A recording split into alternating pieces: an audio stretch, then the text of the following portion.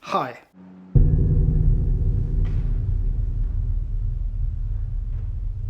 I just got a question on one of my videos, a video from 2018, so it's about 5 years old. It's from Corpus Fusion 1574. He asks, I have an X-T3 and the movie mode is grayed out, and so are many selection settings. Oh, it's okay. Let me try to sort of rephrase this question. He has an X-T3.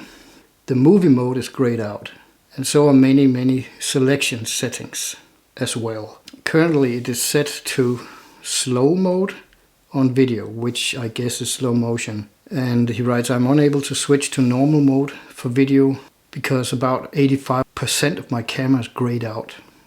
Can you help? I'll try to. You should do a video just on settings that are grayed out and how to unlock them. There isn't any YouTube videos on grayed out settings. Okay, let's try. First of all, it's about an X-T3, this one.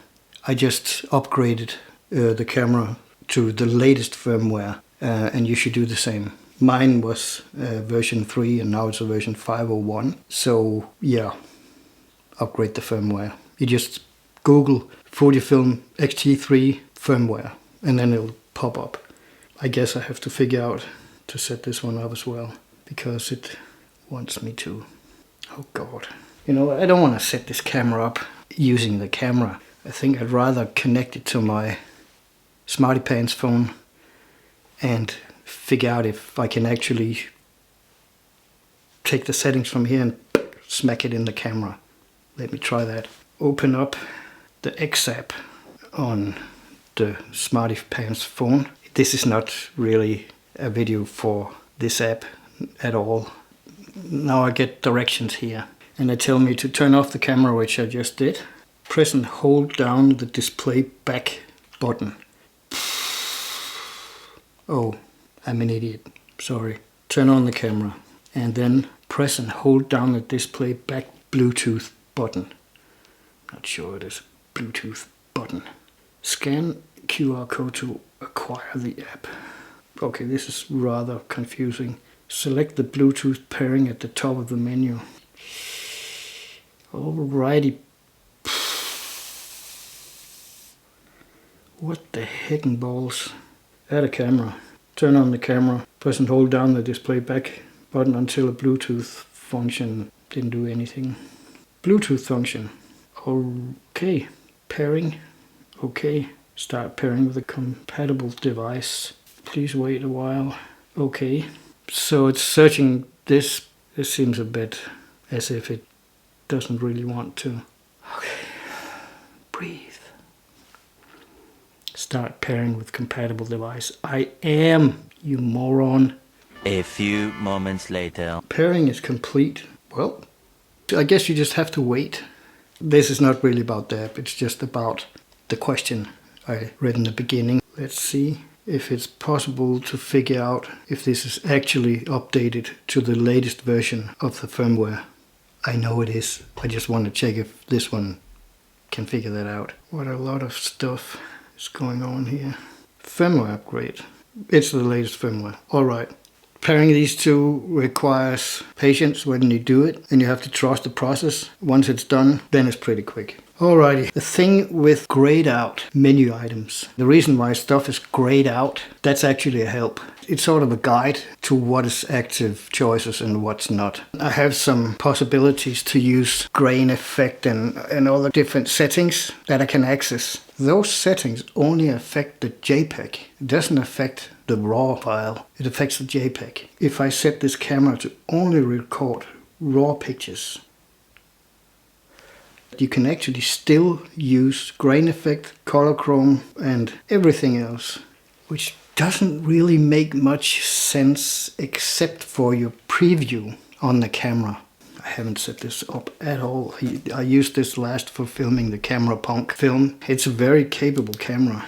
I just have to set it up because I haven't for a long time. When you only shoot RAW in the camera, it still shows all the possibilities you can do to adjust the settings of your JPEG. This is only for previewing on your camera. So you can shoot RAW and you can set the whole thing up to actually previewing. You can now see what I highlighted here is the film simulation. And let me just choose a black and white one. So now I set it to Acros and we now have a black and white preview. So all the settings for your JPEGs are used for your preview when you only shoot RAW. We can conclude now that Fujifilm think about things. Let's see how we gray out the settings for the movie film things. We can see here that most of these settings are not grayed out at all, although the camera is set for still pictures up here. So we haven't solved a single problem that the guy with the question asked. But let's see now, his camera was set into slow motion mode and it was also set to video. So what we'll do is we'll turn the knob so it is set up for video. And what it says here, where I marked it up, is it F-Log or hybrid log gamma recording? Let's take a look. What it says now is that it uses the film simulation mode. But what happens to all these extra settings if we choose, F-Log? Let's try it. So we choose now F-Log on both to the SD card now through the HDMI port. You can, funny enough, still access all the settings, but you cannot access the film simulation because you're shooting F-Log. But we can still apply. I didn't set it to fucking video. God damn it. Now I did. So I set up the camera for recording F-Log. I managed now to actually turn the knob right here to video instead of just before it. If we take a look now, if you notice the film simulation, you can't choose it now because it's recording in F-Log. So it wouldn't make any sense trying to pick a film simulation because it won't be active. That's why it's grayed out. You can see highlight and shadow and color settings are also grayed out. And the reason why is because we're shooting F-Log. So it won't make any sense trying to set these up because they won't affect what comes out of it because it's already chosen for you. You pre-chose a setting that gives more dynamic range when you shoot an F-Log, and then you cannot make settings that are actually post-production settings. So it makes sense that some of it is grayed out. And now let me try to set this one up for slow motion. And you can also see here everything is now grayed out more or less, because it's in movie mode now. Everything is grayed out that you don't need for video shooting. And the guy who asked the question also had the camera set for slow motion. Now let me see if I can remember where we do that in an X-T3. There's been a few models since then, so I'm not like completely familiar with it anymore. Mount it up. Not that. Where are we? Full HD high-speed recording off. Let us try now to set it to on and see if anything happens there. What we see here is movie mode is now grayed out because it's in slow motion. There's quite a lot of stuff here that is limited now. Also because you shoot F-Log, all the other image manipulating settings are off limits because it won't make sense anyway. So let's set it back now to a film simulation mode instead. And voila, suddenly all these menu items are now available because now we are shooting a film simulation called Eterna, and you can choose whatever you want to record it in. Eterna is nice for video. This one is shot on Eterna. So that's basically the answer to that question. Things are grayed out if they have no effect on your camera's setup at the moment. So if you want to access all the settings for the movie mode, you have to be in movie mode. Now let me push this one back to single shot photography mode. And now suddenly we are back and have access to all the settings we need. But if you want all of them to function and result in a JPEG in camera, set it up to shoot fine and raw, and then you have access to every picture manipulating setting you want. When you are in single shot mode, you do still have access to all the movie settings. You can see here the movie mode is grayed out now. It's because it is still set up for slow motion. So when I set this to off, I get the access to my movie mode back. So you can go into all the movie settings here and go back. I hope that answers your question. If it doesn't make sense and it still doesn't work, start upgrading the firmware to the latest version 5.01. That's a start. Set up all the initial settings and remember that this button up here, the drive mode, is key to what settings are grayed out and what settings are not. That's basically it. This is still definitely a very powerful camera. I mean, it did its job when I shot the film Camera Punk. If you haven't seen it, it's on Fujifilm Global's YouTube page. I made it with Mindy Tan from Singapore. Very, very accomplished writer, photographer, and basically everything else. She's like super multi-talented. And it was produced by Kunio Aoyama and Fujifilm back in 2019. And it came out, finished version, in 2020. What we have here is sort of my new place. It's not sort of my new place, it is my new place. This is where I'm recording everything from now on and forwards. And at the moment I am recording a photo course.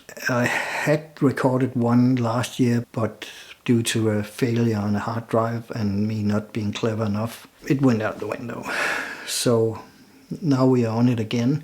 And this time I partnered up with some people that made sense. I was just about to make a photo course about how I shoot pictures and what advice I would give on. That's also in this, but I added an extra chapter which is about business, because since all the lockdowns and since whatever have happened in the world afterwards, I don't know what the heck is going on, but it's kind of weird what's going on, and I don't know.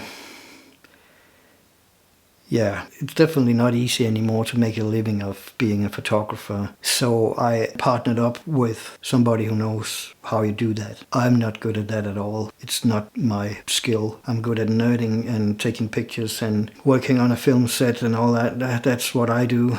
But being a businessman is definitely not my strong point. I did what I think everybody should do, partner up with somebody who actually knows what they're doing. So I'll be presenting that part of that coming course, and we're working on it.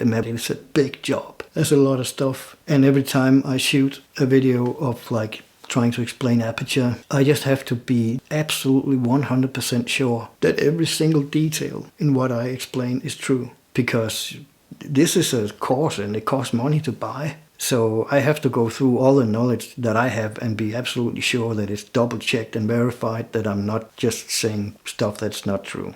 I have to be sure that what you get from buying that course has value, but not only in the sense of photography, but in the sense of surviving in a weird world right now. That's what that will be about. I will make a lot of noise when that comes out and push it everywhere I can. And I hope that all of us creative people can find a way out of these hard times.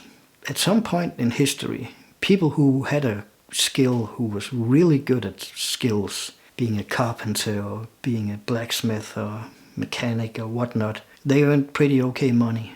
But for some reason, you earn way more money knowing the rules that are set by bureaucrats. And, you know, the richest people today are lawyers. I had hoped it was like shipbuilders and people who construct stuff and build stuff and make something useful. But literally today, the people who earn money are the navigators of this overly complicated rule book that was made by the same people who earn a lot of money navigating it. So everything tilted. Being a musician, that's a long shot. Being a creative,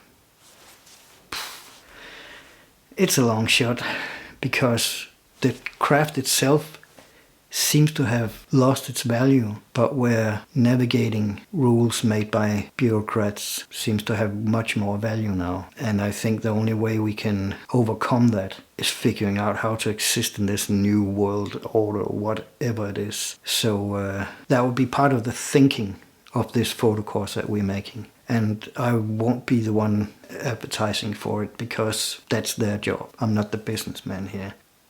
There won't be too many videos on this channel, by the way, because I'm making the course. But when I'm done with it, let's see what happens. Stay cool.